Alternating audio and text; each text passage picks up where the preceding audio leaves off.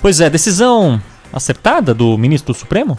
Mais tempo, né, para avaliar, para que o plenário possa analisar com calma um recurso da Advocacia Geral da União. A gente já pontuou aqui nos bastidores que há uma divergência muito grande entre a forma que essa decisão com relação a que foi a do ex-presidente Michel Temer, né? A possibilidade de a prerrogativa para responder a um inquérito por escrito está prevista, né? Agora o texto, da forma bruta, não faz uma diferenciação se a pessoa está sendo ouvida, se o presidente da República está sendo ouvido como investigado, ou como acusado, ou como testemunha. Então, se não tem essa clareza no texto, a interpretação não pode ser tão contraditória assim, né, Cláudio Humberto? Na verdade, a clareza existe no artigo 221 do Código do Processo Penal, quando se refere a autoridades que vão testemunhar em algum processo. Então, o presidente da República, o vice-presidente e os presidentes da Câmara, do Senado e do Supremo têm o direito de prestar esse depoimento por escrito. Quando chega no capítulo de autoridades investigadas, não tem nenhuma referência a isso. Não há qualquer referência. O Código do Processo Penal é omisso em relação à autoridade investigada. A autoridade investigada também tem o direito de prestar depoimento por escrito. O ministro Luiz Roberto Barroso, no caso do ex-presidente Michel Temer, considerou que sim, considerou que a regra vale para autoridades, para esse grupo restrito de autoridades, nos dois casos, e aplicou no caso de Michel Temer.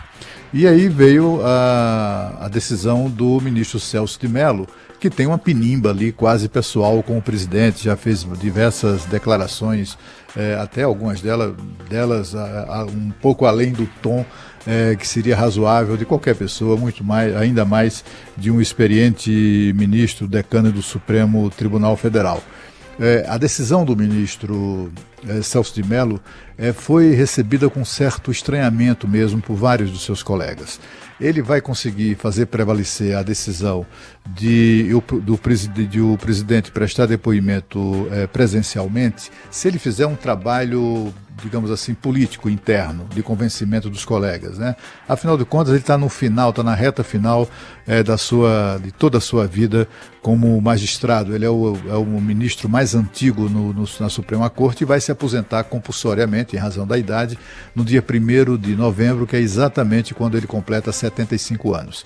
No dia 1º de novembro, ele já não é mais ministro. Então pode ser que ele queira transformar esse caso num caso emblemático para fechar o período dele como ministro, etc. e tal. Se levar para esse campo, ele tem uma chance de fazer prevalecer a sua decisão.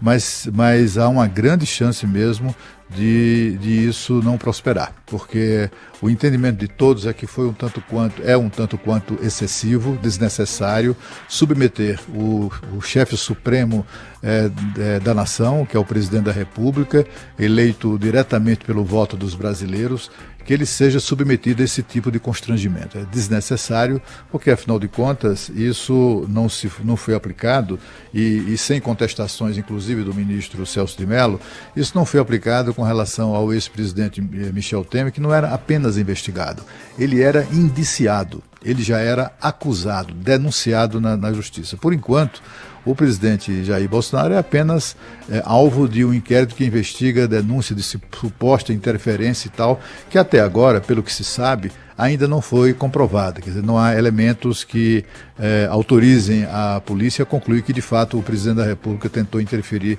nos trabalhos da instituição.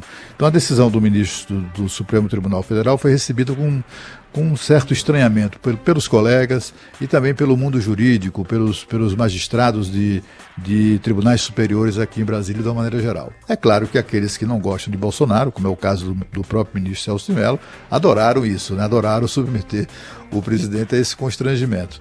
Mas a decisão do ministro Marco Aurélio certamente seria adotada por qualquer outro ministro que eventualmente examinasse esse caso. Mas é uma decisão corajosa do ministro Marco Aurélio, porque contraria, digamos assim, um senso comum, né?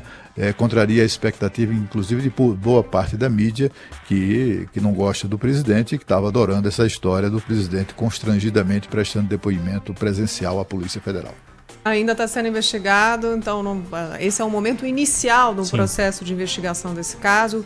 A única coisa que tem é aquela reunião ministerial em que o presidente Jair Bolsonaro declarou que, se fosse necessário, trocaria até o ministro para fazer valer a vontade dele. Então esse é um processo bem inicial, aí só observando que o Código de Processo Penal, que o Cláudio Humberto citou, o artigo 221, é de 1941, então não admira muito a gente não ter aqui um artigo para políticos investigados, porque em 1941 era praticamente impossível a gente assistir o que acontece hoje no Brasil, que é levar à frente os grandes processos de combate à corrupção por poderosos, por políticos, e a gente vai torcer para que a justiça seja feita cada vez mais, né?